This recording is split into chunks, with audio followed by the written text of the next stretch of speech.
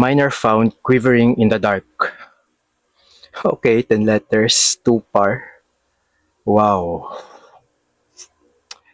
So, quivering anagram indicator. So, maghanap tayo ng 10 letter na answer. 1, 2, 3, 4, 5, 6, 7, 8, 9, 10. 1, 2, 3, 4, 5, 6, 7, 8. Okay, so miner found ang i-anagram.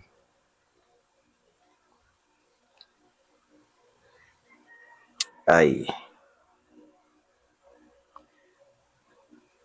found. Kasi yung in the dark is 9 letters lang, so kulang. So, which means definition is in the dark. Miner found. Kung definition is in the dark, so parang mga cave. Found. Remind. No, na. Reform. Oh, isang R lang. Endurance.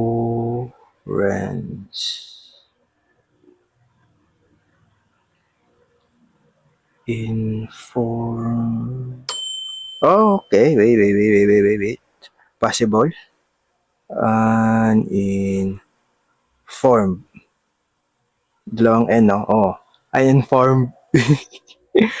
Okay, so in the dark, hindi siya yung typical meaning na parang nasa loob ka ng kwarto na madilim.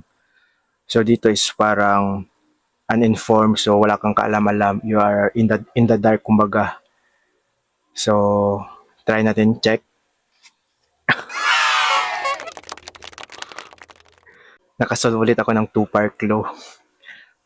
Oo nga no, wait lang. Parang this week halos 2-par ang mga clue. Walang 1-par. Kung hindi 2-par, 3-par. Ayos. Bye.